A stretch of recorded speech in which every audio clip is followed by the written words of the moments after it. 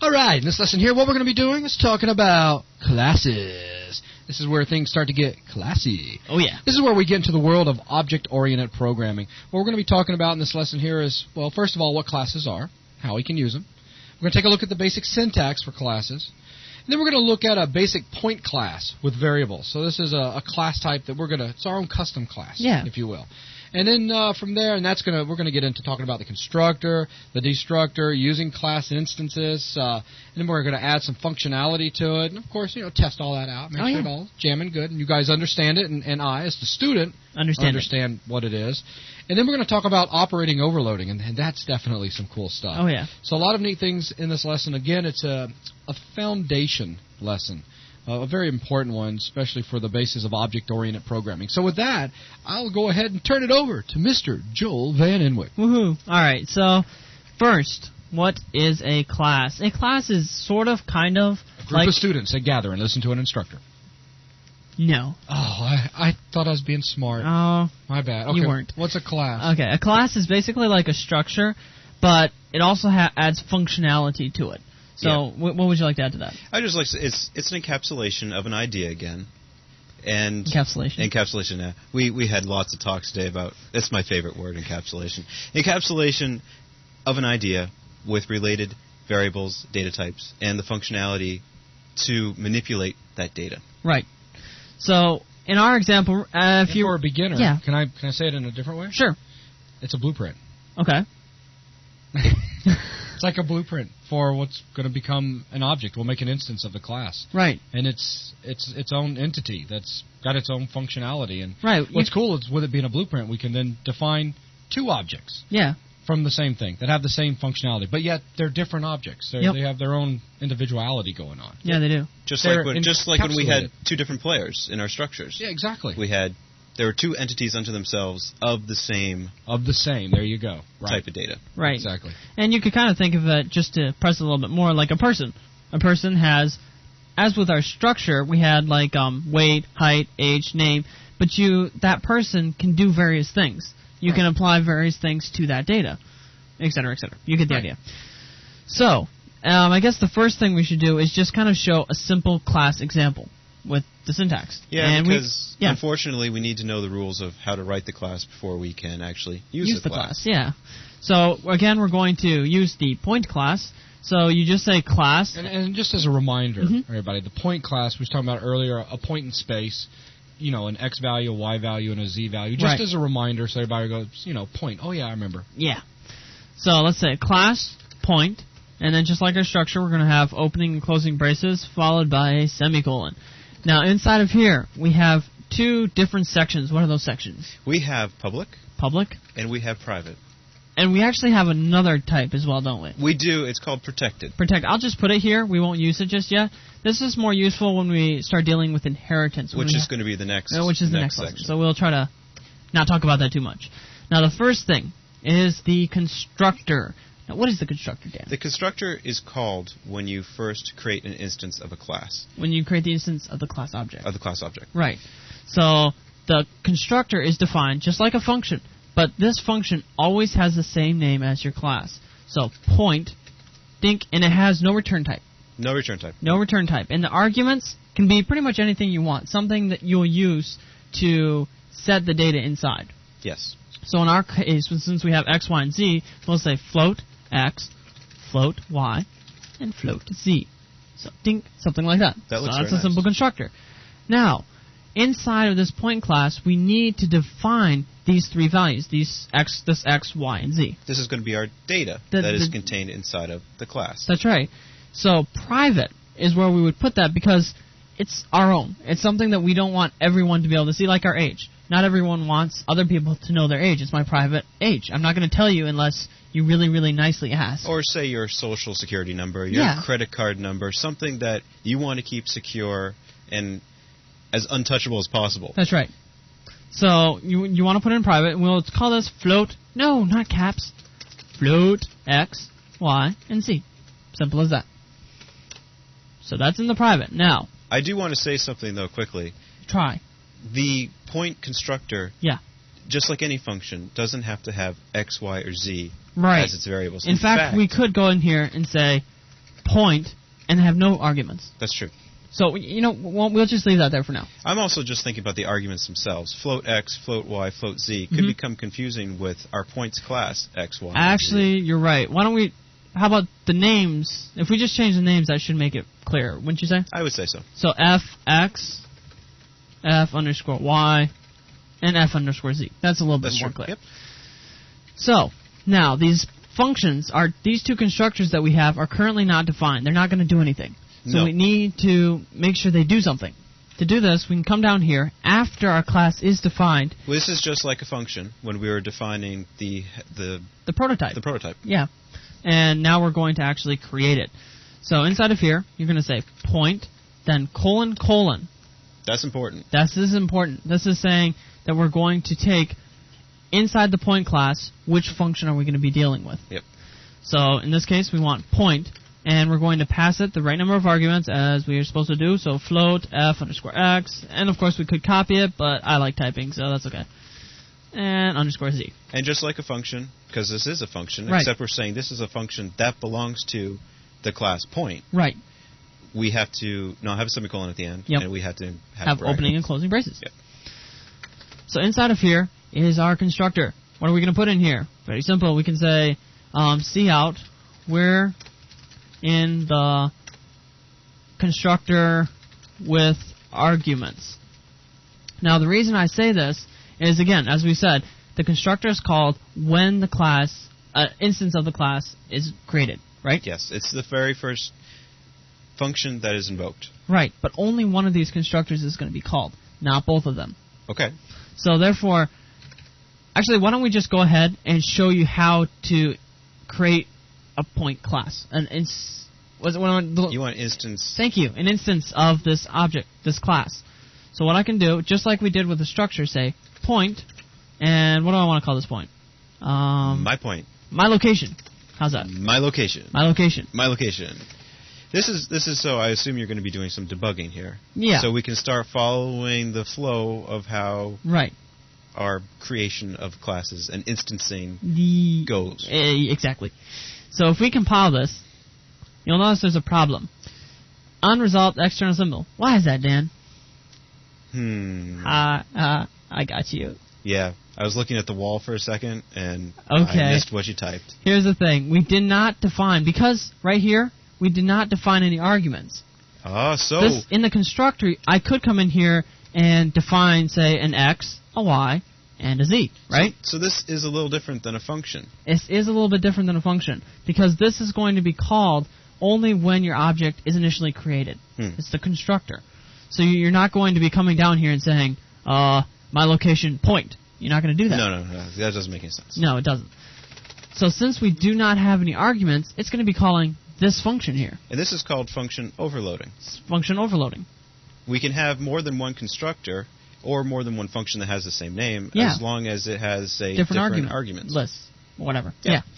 So inside of here, we need to define the one without arguments. So point, colon. Which is saying we're going to be defining the function inside of our point class called point. Yep. With no arguments. With no arguments. All right. And inside of here, we're going to do the same thing. Print out, we're in the regular constructor. How's that? I'll just say, I'll say default constructor. Yeah, just to be because consistent. the technical term for this type of constructor is the default constructor. Right, because it doesn't have any arguments. So, if we come in here, and let's compile this, it's now happy, because we are able to call the regular point default constructor. If we run this, think we're in the default constructor. It printed out the right one, which means right at this point, it jumped into this function call right here. And if I created another instance of this class, so let's say Dan's location, and I ran this again, it's going to go into the default constructor. But we have to be careful, because every time we instance a class, we're essentially getting, in a sense, a copy of that class, which is ours to play with and work within. They're each separate. They're each separate. Like, I am different from you. That's right. We're two separate entities. And we're in separate locations. And we have separate data, everything. You have your own age, I have my own age. Yep.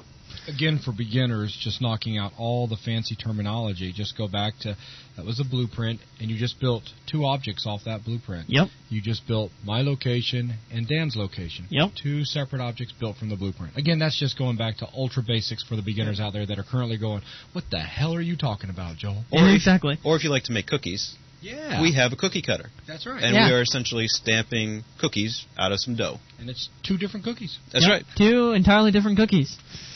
So, if we come in here, now what if we want this to be defined?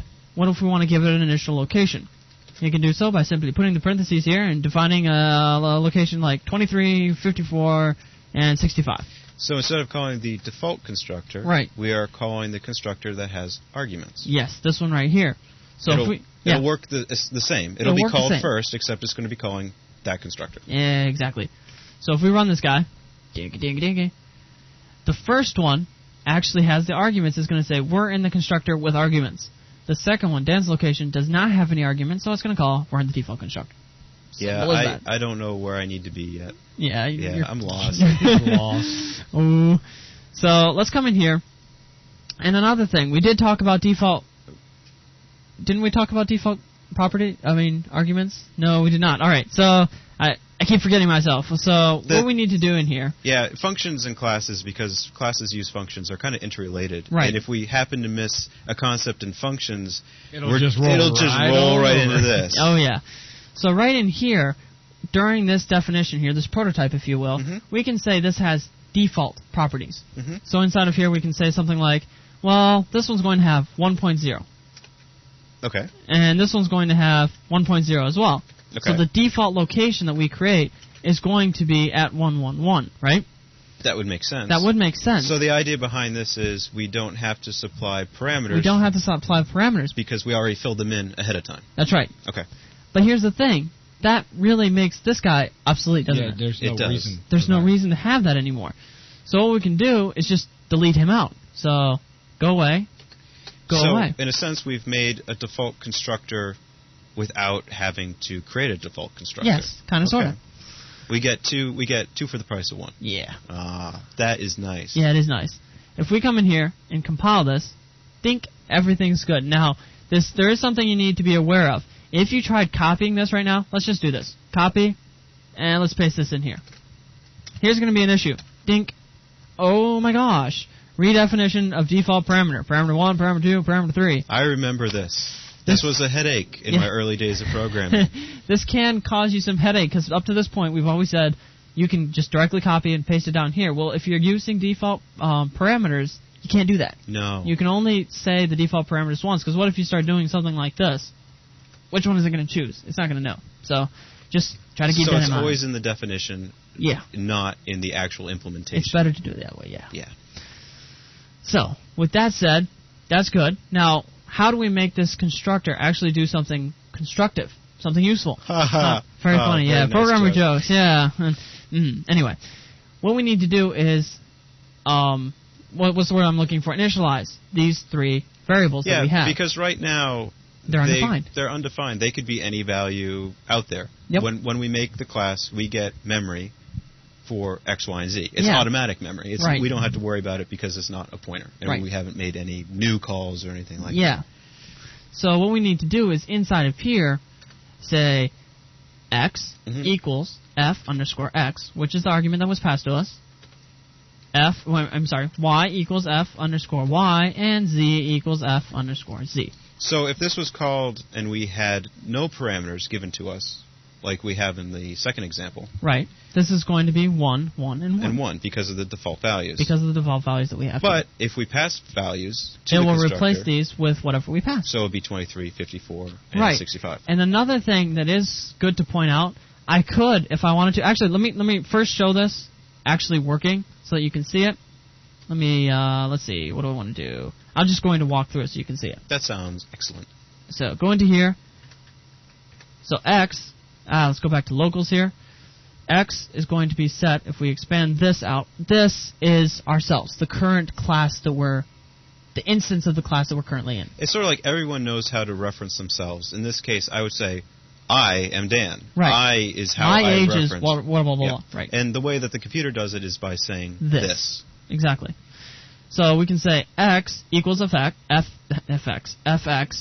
dink, so 23, 54, and 65. For Dan's location, dink f_x, y, and z are all 1. So if we look at these, if we expand this, you'll notice that these are currently undefined because we're a new object. We're because not working it's a with different the same this. We're now talking about Dan's you location over there, Yeah. which is a different this. Exactly. That makes sense. Yeah, it does, actually. So if we have y equals, everything's going to be 1, 1, 1. Dink. Great. Now, let me stop debugging for a second. What if I was to remove the last parameter? What's that going to do? Well, Buzz, as a student, what would you venture a guess at? Oh, let's see. As a student, I'd probably say we're just going to get a big fat error because our argument list is not right. Okay. So... It worked. And then the student would be surprised. Yes, he would, because what's going on here is it knows... It's defaulting if it doesn't receive that argument. That's right. So the last argument, which is f_z, is still going to be 1. So let's go into here, just to prove my point. Go in here, dink. You'll notice f_z is now 1.0. But there's something to keep in mind that the way that default parameters work and feeding parameters, it's 1-to-1, which means you can't go out of order and jump around. Like, I can't assign fy as a value and not define fx Yeah, and fz. if I was to get rid of this right here, it wouldn't be a good thing. We'd have problems right now. We'd have problems. Well, actually, look at that. Oh, yeah. Missing default parameter for parameter 2. Because, you won't be able to define it accurately. Right. So, all right, enough discussion on default parameters. But let me just add one thing. Sure. In. What Dan said is dead on. Something that we didn't really push in the last lesson, and that is the one-for-one thing. And that is another area that I've seen students just panic on so many times because they get confused. As in, here's my argument list. Here's the arguments I'm passing into it. How do I know which one goes first? And it's because it seems to us, it just seems like duh. Duh. But yeah, that a lot of people get confused with this. If you've got where you're taking in int x, int y, and int z, the numbers that you're feeding in, those three numbers, the very first number goes into int x, the second number into the second one, the third, and so on. If you need to, you can think about drawing a line. You're going to draw a line from 23 to x, and then straight up. And 54 to y, and it's visual that way. Right. And they go in order, period. Awesome. So, with that out of the way, that all fixed up, let me just put a number back in here because I want a number in there. And one other thing that's very common in the class is a destructor. A destructor is the exact opposite of a constructor. It is run at when your class is destroyed. Death. Yeah, when it's dying, And that's going to be dependent upon scope. Yes. It depends on if you where define, it's going to really die. Yeah, if you define this class, the instance of the class inside of a function, like we at do the end of that right function, here. It's going to call the destructor. Yep.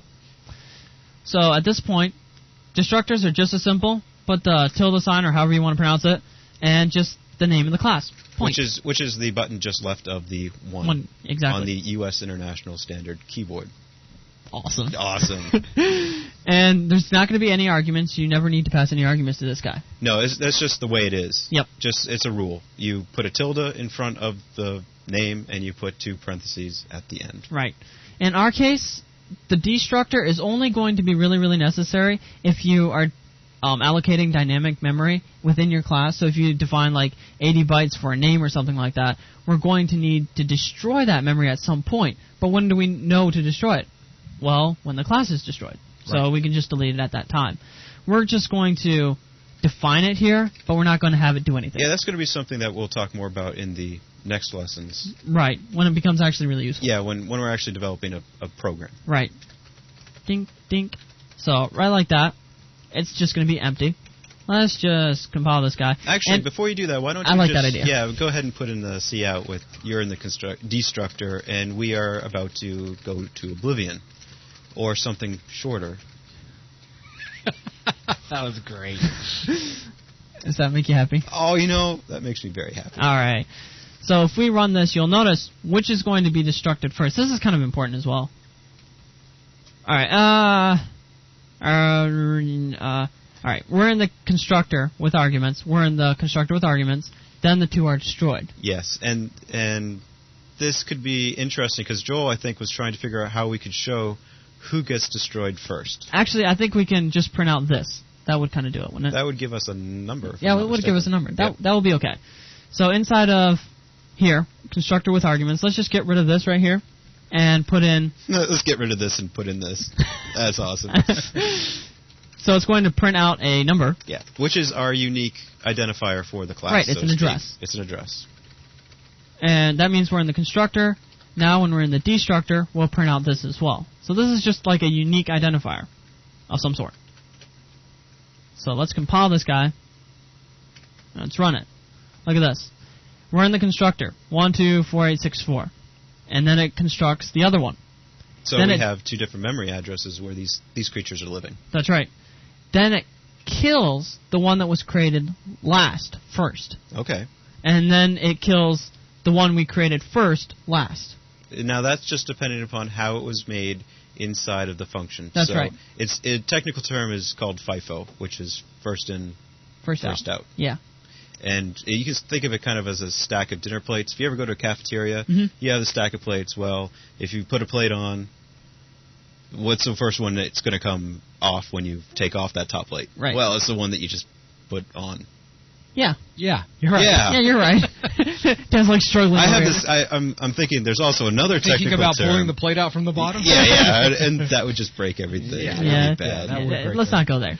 All right, so everything's working good there. Now let's start defining some of the functions inside of this point class. And we're going to do that in public. The reason for we're doing it inside of public is it's going to work kind of like a class, or not class. A We're working with structure, class, a yeah. structure, where we can use dot notation to reference this functionality. Actually, that brings up a good point. Right now, inside of main, we can't access X, Y, and Z. So what if Right. we wanted to do that? I mean, if we come down into our main here, and since we have my location, can I just go my location, and we can use the dot notation? Oh wait, but we didn't get a pop-up, Right.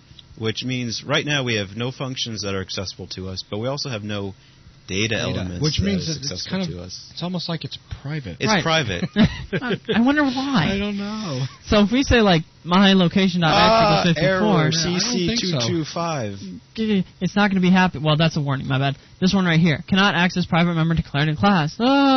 It doesn't like that at all. So we need to make functions that can Access this the private data. Right. Because as a class, like we did in the constructor, Right. we can access our private Everything. data. Yeah, we can access our own stuff. And the important thing is when you're working in an object-oriented environment, you want to make sure that you have functions to manipulate the data so that you don't have direct access to the data. Exactly. Because that can get messy. I mean, if everybody could, like, change your social security number, I mean, Oh, what that would be a havoc problem. you could, yeah. You would have to go through the right channels before you can change certain things. and it's just a security protection. It's a security thing. So inside of here, we can define, say, float, if I could type, get x. And it's not going to have any parameters. So it's going to return x, which we have inside of there. And it's a public variable. I mean, function. It's a public function accessing private data. Yeah. So if we come into here, we can say it's a member of point, and it's going to be get x. But what are we returning? Look up here. We have float. Okay, so we want to return a float. So right here we put float, just like we did before. So you can think of it, I mean, again, this is to get back to the notation of referencing how to define a class name inside of a function name inside of a class. Yeah. It's the same, except you're saying point Right, who is it a part of? colon x, get x. Yeah. Instead of just saying get x. Because Yep. we have to make sure we reference who it belongs to. Exactly. So, of course, no parameters. And here's how hard this function is going to be. Brace yourselves. Return. Wait. Ready? Okay, yeah. X. Wow. I know, it's Yeah, tough. that's it. I'm done. Okay. Yeah, C++ My brain is now sucks. spent. Yeah. Now we can say C out, my location Now you need the function in there. dot get X. Which will look exactly like a structure, Yep. But we're calling a function now. but we're calling a function. Yep. And then we can just say and L. Now, if we build this, except for the warnings, everything's cool. And look at that. 23. Which, if you look at my location, is That's the the first value one. that you put on it. Isn't that awesome? Very cool. Now, to define the other ones, let's do something bad. Well, good-ish. So we're Come going to here. make more accessor functions. Exactly. So we can say get X, get Y, and get Z. Copy. And just change these around. I know that was hard. And don't forget, we have to define them inside of our class. Yes, we do. If we do not define them here, and we build right at this point, we get all sorts of things. Get y is not a member of point, blah, blah, blah. So we need to make sure that we define it in here. So get y and get z. Isn't that cool? I like that. Yeah, I like it too. So inside of here, that's all set up. If we build this, everything's good. Now, how do we change x, y, and z? Because of the private, we can't even change them, right? Right. So what we need to do is come up to here and add set x, set y, and set z. Yeah, that's so that we can Instead of just indirectly getting set the the data. information, yeah, we can indirectly set it. So we can come in here, copy these again. I know, I'm lazy, but come in here, set x, set y, and set z. But do we really need to return anything? Well, no, because what we want to do is Set a value. set a value. Right. So it makes sense not to return a value, which is void. Right. At sometimes when you're setting certain values, if it's a more complicated type class, you may want to return whether it was successful or not. Exactly. But in our case, No. you can't go wrong. You know, Yeah, because it's just so easy, simple. Yeah. So the argument is going to be float x because we're passing what we want to change it to. That's right. And So- we're using capital letters here. Not just to distinguish it between the lowercase x, y, and z. which is our private data. So float x, y, and z. Now we can come in here and let's define the first one. Void, Which we're is not our returning return it. type. Yep. And then we need the name, which is a long name. Point set x. And it's going to pass it a float, which is x. Inside of here, I know this is going to be hard. X equals capital X. We're done. Ooh, I wow. know. Yeah. It's tough. And then we can copy this guy and just paste it for the rest of them. So y. Actually, technically, Joel, Technically what? technically you don't even have to change the capital X. No, I don't. This is just to get back to the whole function thing. Yeah. Where the names of the parameters, argument list, doesn't have to doesn't match have up. to change or doesn't have to match up. You just have to match up one-to-one as you call them. Yep. And it's just as a practice, it is better to do that, but it is true. You don't have to have You don't the have same. to. So, let's compile that guy. Ooh, it looks like it worked. Now, let's go into here and test it out. My location dot, and it's not coming up, don't worry about that. It's just not coming up right now for some reason. So set x, and we want one argument, and we'll say, let's change this to 12. So x is going to be set to 12. Okay. End that off, and when we say get x, it should now be set to 12, so it should print out 12. Before we do this, Yeah. though, can we just get rid of the Dan's location? I want to Okay. get lost for a while, just so I don't clutter up the world. Okay. Yeah, you clutter up the world yeah, in real I life, know. too. I take up space. Yeah. Okay, sick. So let's print that out. Check it out. We're in the constructor. Then we changed it to 12 and printed it. So everything's cool. Because it started at 23. It started at 23. We use the set function, which would access our private data. Yep. And we set it to 12, our x variable to 12. And then we use the accessor function, get x, to Right. print that data. Exactly. How cool is that? That's really nice. Yeah, it Very is. nice. But here's another thing that kind of... What if you wanted to change x, y, and z from my location to 1, 2, 3? You'd have to do the following. Now, wait, Ding, say that... ding. Oh, yeah. Oh, I see what you're saying. Okay. Look you at said this. that a little fast. Oh, I did? Yeah, I just was catching it. That's I all. can say it 2 times faster. Oh, jeez. All right, so what if we wanted to change my location's XYZ value to 1, 2, and 3? Okay. You would have to do this. Have 3 separate lines that does that. That's Which isn't a big deal. No, it's not a big deal. But, we could do it more efficiently. Oh, yeah, much more efficiently. Oh, yeah. So we can come into here. Which is here meaning our definition for the class. Yeah, our definition, yeah, All right, so if you're in here and you say, we don't want to return anything. No. We just want to set X, Y, and Z all at the same time. How cool Okay. is that? Now we're going to have, how many arguments, Buzz? Oh, gee, let's see. You've got an X that you have to worry about, a Y that you have to worry about, and a Z. So that, as a student, of course. Yeah. 1, 2, 3. Yeah, 3. Awesome. You're the most awesome and student. You said earlier that you separate these in the argument list with commas. Dude, you Oh, rock, man. Thank you, Wow. Thank you. I'll give you a cookie afterwards. Thanks for reading your script, by the way. Oh, yeah, no problem. Yeah. All right, float X, Y, and Z. Now, this is going to be a tough one to implement, isn't it, Dan? Well, we have actually 2 ways to implement this. Uh-oh. And this comes back into a stylistic concern, which Joel and I may differ on. I know what you're thinking, too. Yeah, so go ahead and talk about it. And the So- battle's on. What am I doing wrong, first of all? What am I missing? Oh, well, remember that when we use classes, Right. and we're going to be defining the functions, we have to use what I'd like to call the long name, Right, which is You're missing point. we have to use point. right. point, and our almighty colon, also called the scope operator. That's right. Ding, ding. So there it is. Set X, Y, and Z. Make sure that builds. Everything's cool. Now we needed to do something. Yeah, that would be the point of a function. Very funny, Dan. Functionality. Yeah. So we can come in here and say X equals X. Yep. Y equals Y. Yep. And Z equals Z. Yep. So what were you thinking, Dan? You see, I'm of the school that says if you already have functionality that can set a variable inside of your class, use that function.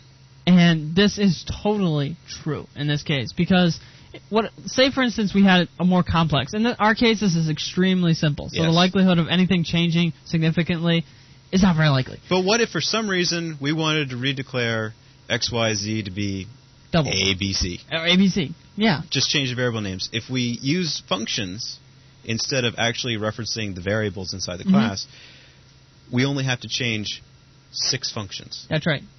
Whereas we would have to change this one. Every single. Well, what if we function. had 10 more functions that referenced XYZ? Yep. So instead, what we could do, let's just comment this block out. This code would work, mind you. That's completely legitimate, especially when you're dealing with something very so simple. Right. But just to be accurate, we're going to do this.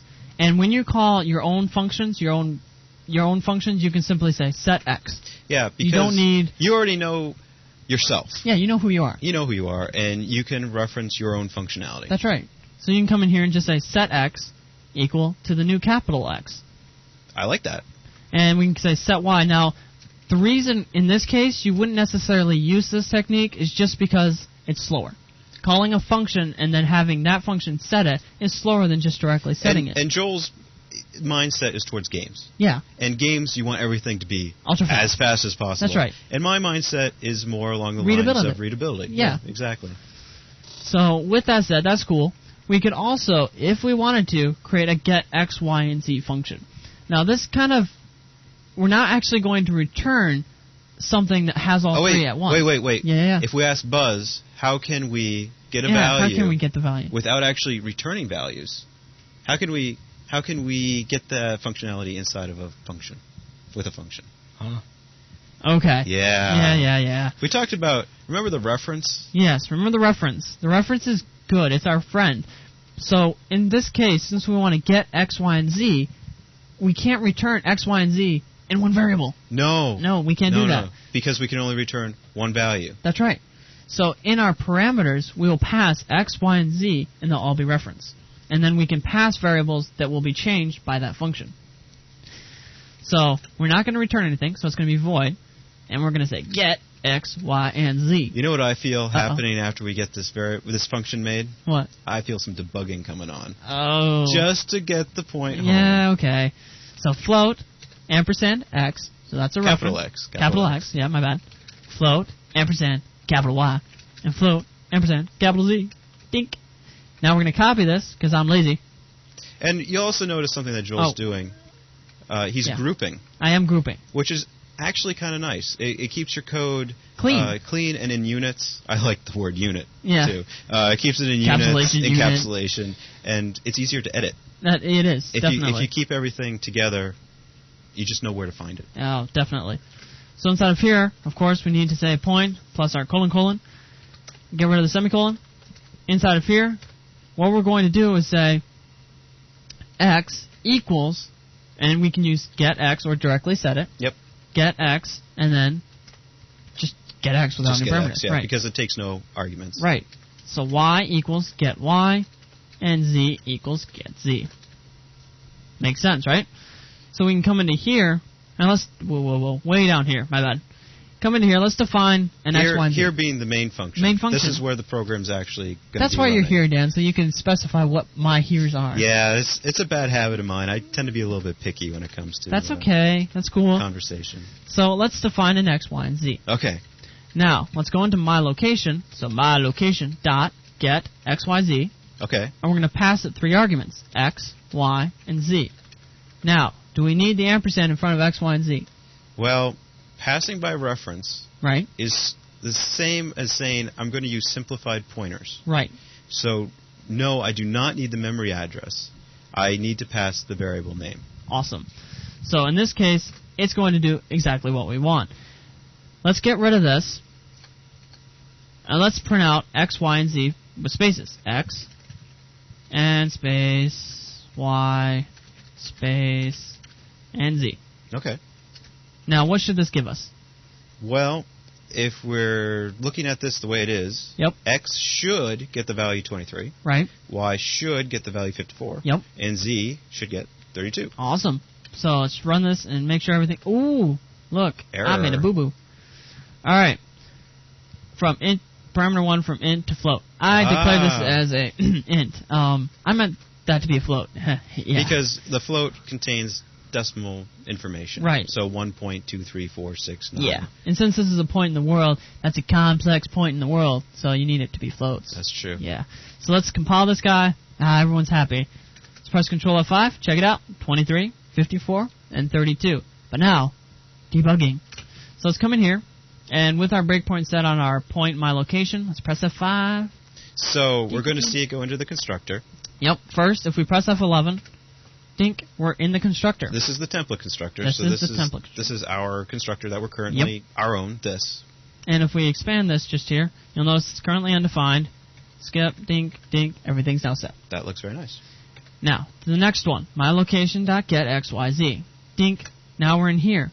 X, Y, and Z, which we passed to this function, is currently undefined because, let me just scroll back down to main for a second.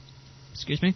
We didn't define anything. They're not being initialized. And that is the area of memory that it's going to be working with. Yep.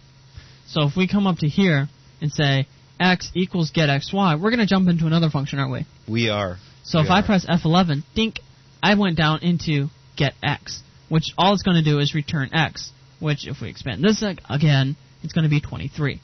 So dink, and we go back. And then with the assignment. With the assignment, we say X, capital X, equals getX, what we just got from the function. Which will be 23. Which will be 23, and you'll notice down here, it changed. Will in turn change the variable. Which has changed X. Yeah, it has changed X. Yep. So now if we say Y, it'll set Y, and Z, it'll set Z. Perfect. Now if we print this out, and we look at here, everything's nice and pretty. So let's stop debugging. Now, that's a very, very simple class, right? Yeah, because right now we have the concept of what the point is. Yep. We represent it inside of the class with our variables. Mm-hmm. We have the ability to set that information, and we have the ability to get that information. Yep. So it sounds like a point to me. Yeah, it sounds like a point to me, too. But can we make it better? Yes, we can. We can add operators to this guy as well. Now, explain to me just quick an operator again. An operator. An operator is like an addition. You can say 3 plus 5. Okay. 3 plus 5 is 8. Well, what if you said point plus point? So XYZ plus XYZ. Well, it's not going to directly know how to add those two together. No, because, point doesn't actually exist as a default variable type. It's No, our variable type, so we're kind of responsible for everything that it knows. That's right. And what if we tried to print this out? What if we tried to print out a point? So instead of saying X, Y, and Z and having get X, Y, Z, let's delete this for a second. Well, actually for a long second. It's going to oblivion. Yeah. Let's see out my location. So we're trying to output my location, right? Which is 3 data values. Yeah, we want it to print 23, 54.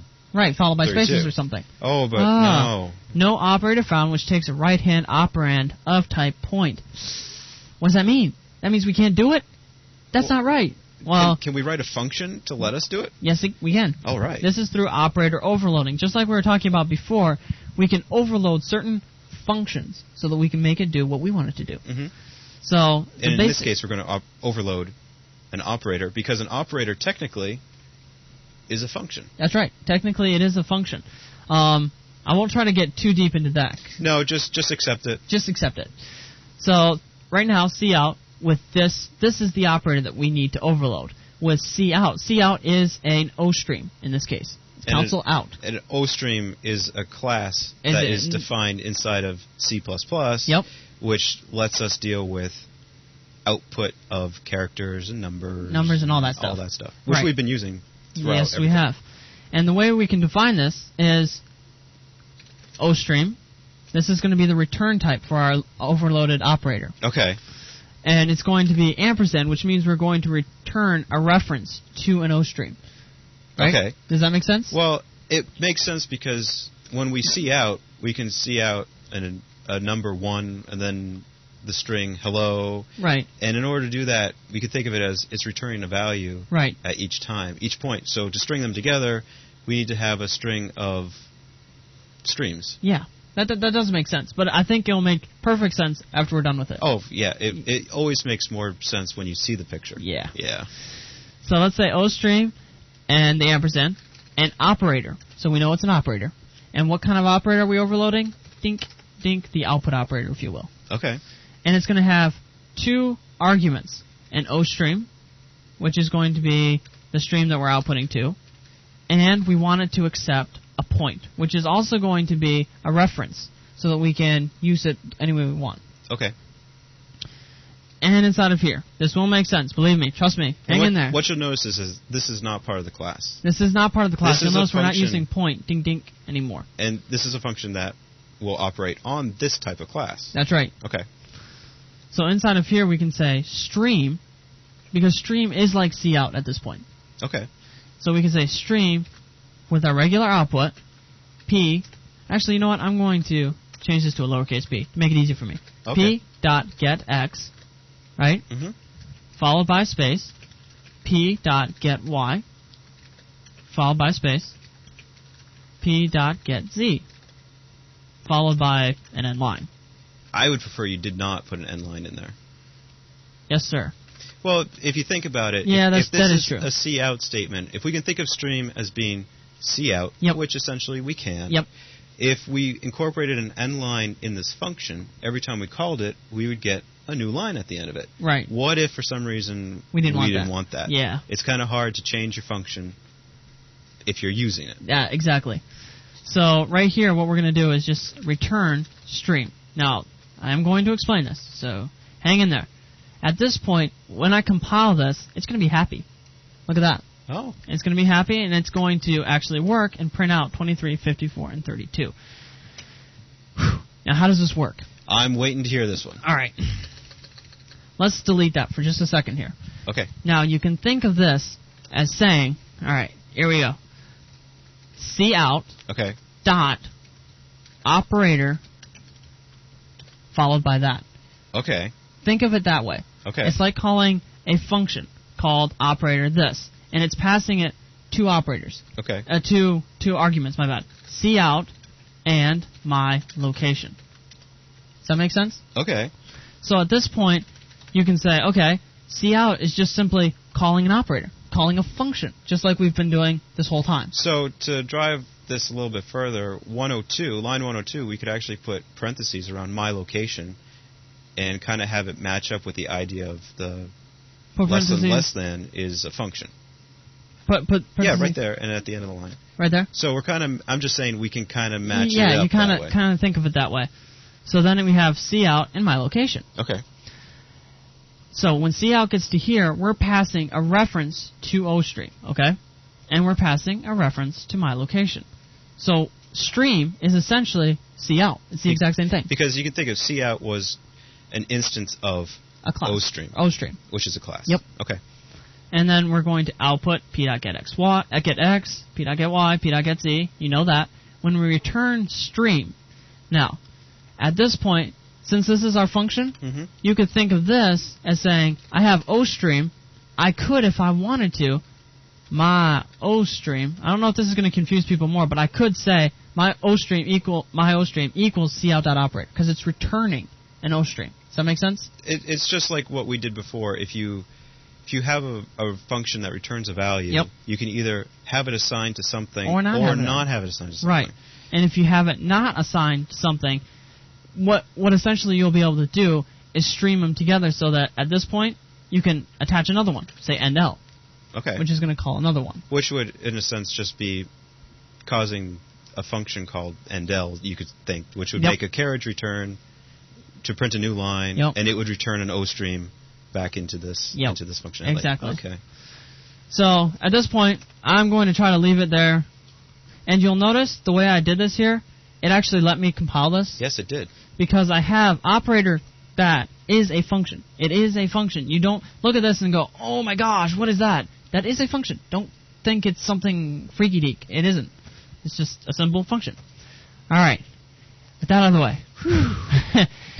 We now have an implementation of output stream for my location. What if we wanted to do an input stream? Ooh. Not that scary. We can actually copy this guy, and instead of OStream, which is output stream, it would be an iStream. Ooh, nice. So we can come in here, and this one is obviously going to be this now, just as when we use cin, console in. This is going to be iStream, and point P is still going to be point P because we need to get information from the user. Okay, so cin then would be an instance of the iStream class. Yep. Okay. And inside of here, we can say, let's just define X, Y, and Z. And now we can use our, get X, Y, Z, and get it from it. Oh, I'm sorry. Stream it into X, Y, and Z. Yes. From the user, and then set it X, Y, and Z. Yes, because set is a function that we have. Yep. And that will change our private data of the equivalent X, Y, and Z. Yep. So we can say stream input X, Y, Z. Which so is just like cin. Right. So exactly like there's cin. nothing too new going on here, Nope. except stream is cin, essentially. And now we can just say simply p.set X, Y, Z. Inside of here, we'll pass it X, Y, and Z. Okay. And How then simple we is don't that? need the output because that was just copied. Yeah. And we do return stream at the end as well, so we can tie them together as we did here. Okay.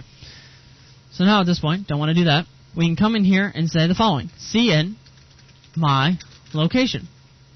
So now if we run this, it's going to pause and give us a moment to enter in values. So if we enter 1, 2, 3, press enter, it's going to print out 1, 2, 3 because it just set it from the user input. Because we overloaded a functionality of an operator. That's right. Which is the input operator. Yep, and we can even come in here and debug it just so you guys can see it more clearly. If I press F11 right now to step into this function, dink, I've just stepped into the function that we've created. So if I come into here, stream, it's going to wait for me to enter it. I can enter something like 54, 23, 65. Actually, I was going to say, you can actually enter that line by line as well. You can enter it line by line as well. And just some sort of space or break or some sort of white space in between. So now it's going to set X, Y, and Z. We'll just skip over this function. Now it's going to return the stream. So what's really neat about this is that we've just expanded our class a Yes, whole lot. and we've made it easier for everyone to use, which is very, very cool.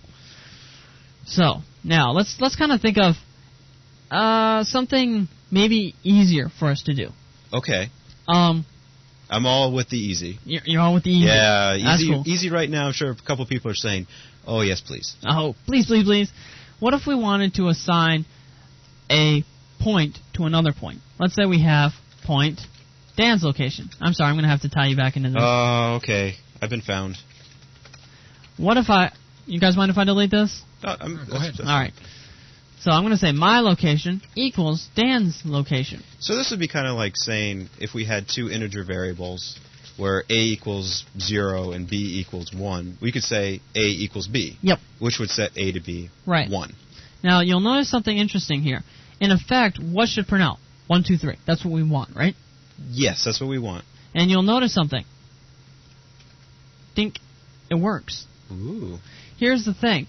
At this point, since we do not have any special assignment, we don't have any pointers going on here. It's going to do a direct byte-by-byte shallow copy of all our data from one into the other. Whoa, you're blowing my mind right now. Oh, did I just lose a few people? Yeah. Okay. What I'm trying to say here is that there's this data for each instance of our class. Yes.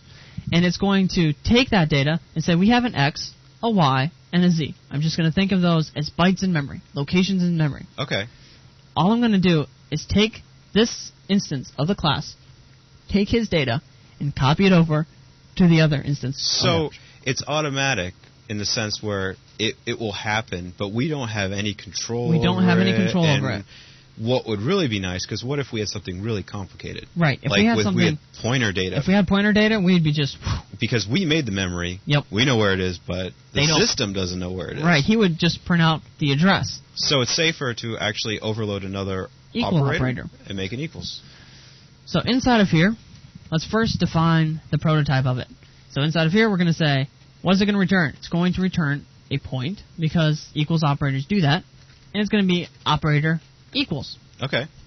And it's going to accept one argument, a point, P. Okay. But it's going to be a reference. Now, this is different than the other function that we made, the other overloaded operators, because Right. this one is actually inside of the class. That's right. This is now part of us. Okay. So, inside of here, let's just copy this guy. And let's move all the way down to the top right here. And that's just a kind of grouping. keeping. That's Yeah, it's a grouping issue thing. again. And, of course, we're going to need point, colon here. Because we need a long name because it's part of the class. Yep. So we need to know who it belongs to.